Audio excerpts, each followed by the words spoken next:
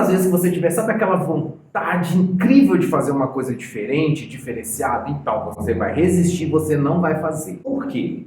Qualquer coisa fora do previsto, qualquer coisa fora da caixa, pode te dar zero. Bem-vindo a mais uma aula de redação no melhor cursinho preparatório para o Enem do Brasil. Agradecimento ao Cabutel e a toda a equipe aqui do SCAC. Eu sou o professor Gleison Versosa.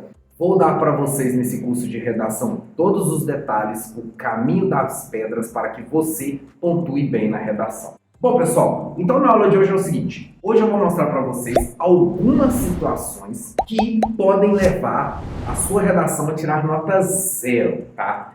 Antes de eu mostrar todas as situações específicas, eu quero que você coloque na sua cabeça, que você mentalize a seguinte questão. Tudo que você for fazer na sua redação, você vai ter que seguir um script, tá? Nós vamos trabalhar modelos de redação. Você não vai fugir uma vírgula disso. Todas as vezes que você tiver, sabe aquela vontade incrível de fazer uma coisa diferente, diferenciada e tal, você vai resistir, você não vai fazer. Por quê?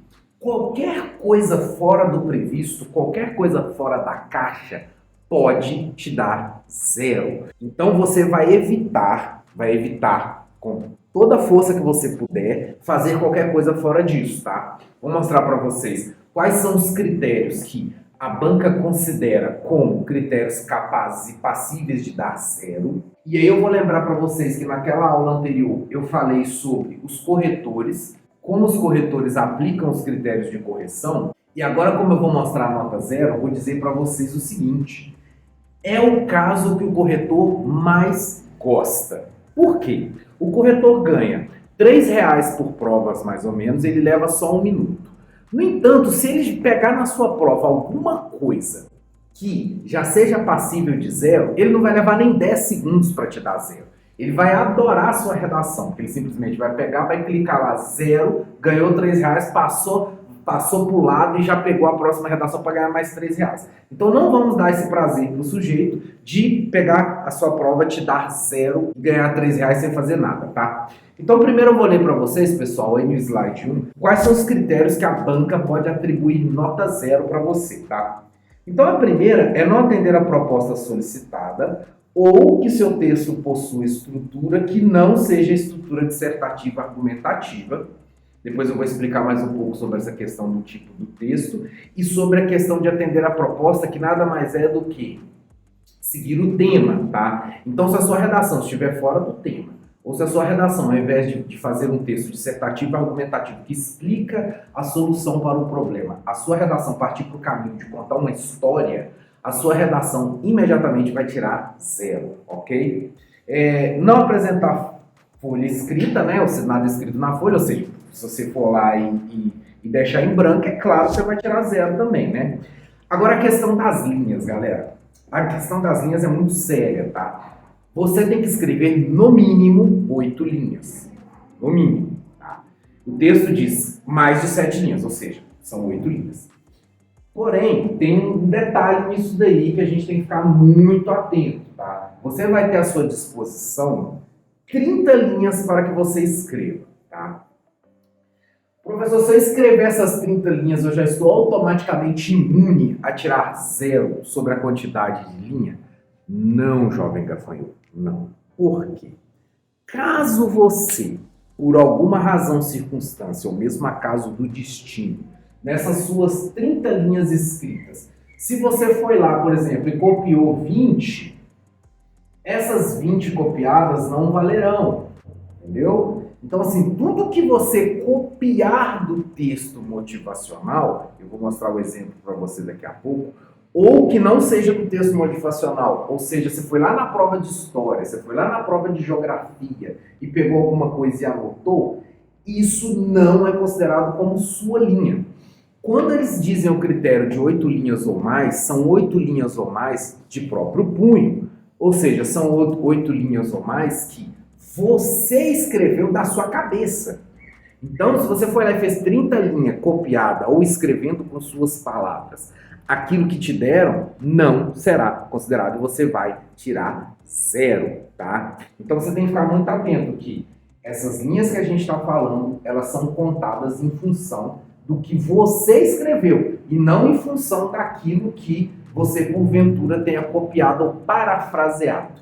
Teve critérios no Enem nesse último ano, por exemplo, que foi da seguinte forma.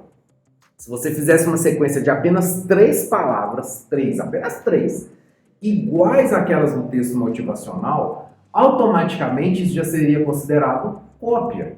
Então você não pode nem sequer fazer a mesma sequência de palavras. Claro que nesse caso você pode alterar, ou se for alguma coisa que seja algum trecho não específico, né? Algum trecho, por exemplo, é um problema de educação, por exemplo. Ou um problema de educação, por exemplo. É claro que isso daí não vai ser considerado como cópia. Mas se você pega alguma coisa relacionada, por exemplo, a dados estatísticos, aí sim já poderia ser considerado cópia, tá? Então, muita atenção. Não é para copiar nada, pensando assim, eu vou copiar mais alguma coisa para que meu texto fique maior. Não adianta, porque isso vai ser simplesmente desconsiderado no seu texto. Okay? Vou mostrar exemplos de cada um desses, tá, pessoal? O outro caso é quando houver impropérios.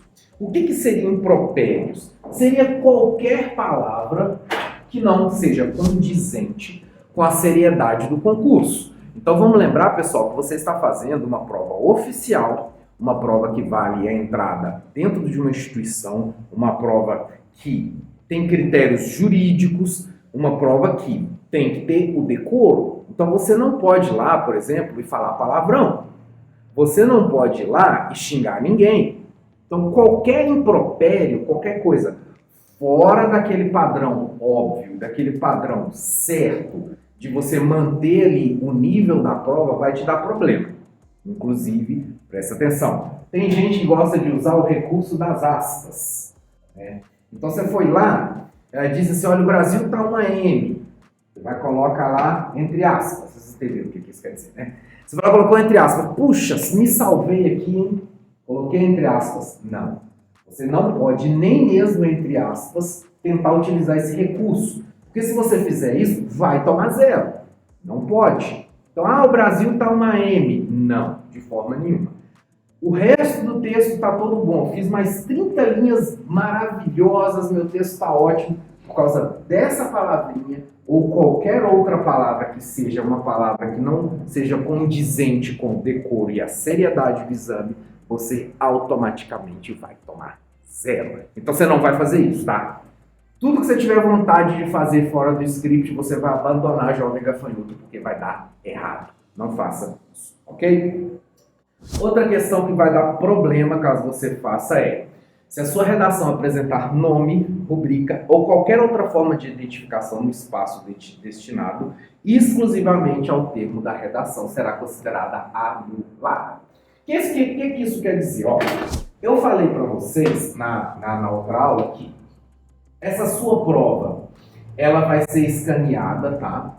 O corretor, quando ele recebe a prova, ele não recebe a parte do cabeçalho, tanto de cima quanto aqui de baixo, né, no rodapé aqui, que é onde você coloca seu nome, coloca seus dados, onde tem o código de barra, etc. Quando eles escaneiam a prova para mandar para o corretor ele não tem acesso aos seus dados pessoais, tá? Os seus dados pessoais eles são colocados uma parte fora da folha de redação. A única coisa que vai chegar para ele é o que está dentro da folha de redação. Obviamente, qual que é o objetivo disso? Evitar que você tenha sua prova identificada e que, por alguma questão, alguma possibilidade remota, né, que é quase impossível disso acontecer, mas por alguma possibilidade remota, a sua prova caia na mão de um corretor que você conhece e esse corretor que você conhece possa te ajudar de alguma forma. Então, isso eles fazem justamente para evitar que isso aconteça. Mesmo se você conseguisse escrever seu nome, para a prova cair num corretor que você conhece, gente, seria dificílimo, tá? Seria praticamente impossível. Mas mesmo assim, eles tentam evitar que isso aconteça. Então, tá na regra, nós não vamos fazer nada disso. Nessa hora você pode dizer assim, puxa, professor, mas eu jamais vou escrever meu nome, jamais vou usar a identificação na prova, porque eu não sou bobo esse. Acontece, pessoal, que às vezes, caem alguns tipos de tema que são temas que são caros a nós, são temas que são sensíveis a nós. E querendo ou não, se cair algum tema que nós temos identificação, É possível sim que a gente se confunda, é possível sim que a gente acabe colocando nomes. Um exemplo que aconteceu quando a prova de redação caiu sendo relacionada a surdos e mudos. Quando teve essa temática, muita gente, e muita gente mesmo, acabou tirando zero, porque quando chegou lá, foi falar que eu sou surdo e aí na minha escola tal, eu tenho dificuldades para entender porque o professor lá não fala a língua de sinais. Isso é uma forma de identificação. Hoje a gente dizer, olha, minha irmã, não sei o quê, fulana de tal, ela é surda, muda, estuda na escola tal e também tem dificuldade. Então, essas coisas de identificação não podem ser colocadas. Porque se você fizer isso, se você levar para o lado pessoal, além de, provavelmente você vai acabar fugindo do texto dissertativo argumentativo, porque você vai começar a contar uma história.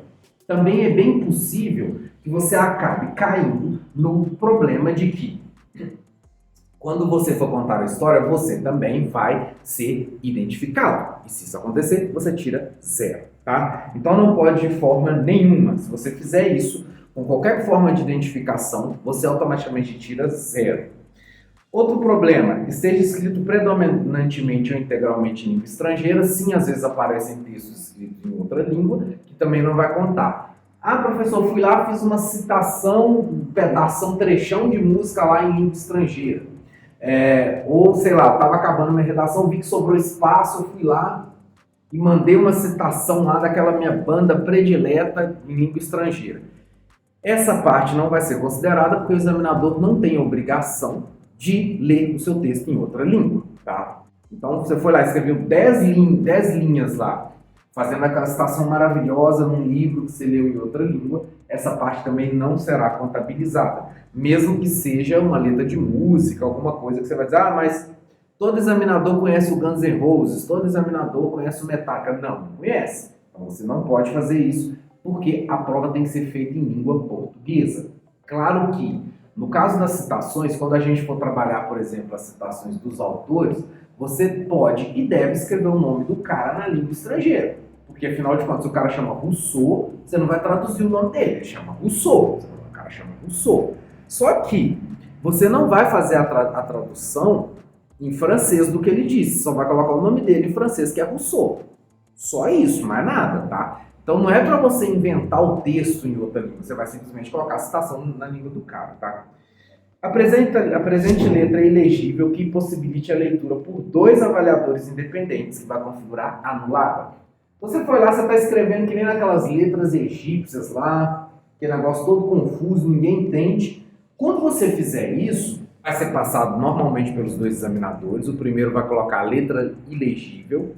Quando for para o próximo, se um não leu, muito provavelmente o outro também não vai conseguir ler. Então também vai dar a letra ilegível e você automaticamente vai tirar o quê? Zero. Então não vamos fazer isso, vamos ter muito cuidado com a letra, porque a letra é absolutamente importante, tá, pessoal? Esse slide 2 que eu estou mostrando para vocês, ó, é simplesmente um resuminho disso, ó. Fuga total tema, não obediência ao tipo dissertativo ou argumentativo, que nós vamos falar mais tanto do tema quanto do título, extensão de até 7 linhas, ou seja, a gente tem que fazer mais do que 7, qualquer que seja o conteúdo ou extensão, e até 10 linhas no sistema Braille para quem for fazer a prova no sistema de surdo-mudo, tá? Não, no sistema de cego, mas é de surdo-mudo que é de cego.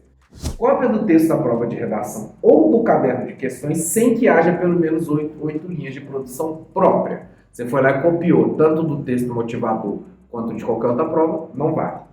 Impropérios, desenhos e outras formas propositais de anulação em qualquer parte da folha da redação. Então, às vezes não é só que o aluno queira, que o aluno fale um palavrão, por exemplo, por acidente.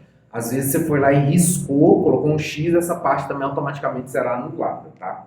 Números ou sinais gráficos sem função clara em qualquer parte do texto. Daqui a pouco vai ficar mais claro um exemplo, pessoal, mas tem gente meio aleatória que vai ali e escreve um número, é um número de telefone. Outro vai lá e fala assim, ah, meu número da sorte é, sei lá, 20. Aí eu gosto muito desse número, tudo que eu faço eu coloco esse número, você vai tirar 0.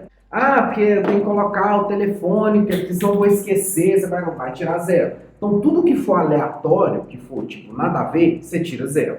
Vamos prestar atenção e manter o decoro e a relevância e a importância que a prova requer, tá?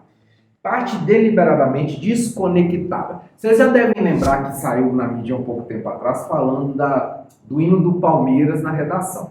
O que acontece? Tudo que for nada a ver, deliberadamente, ou seja, você está lá fazendo sua redação e diz assim, lembrei do hino do time tal, você foi lá e colocou.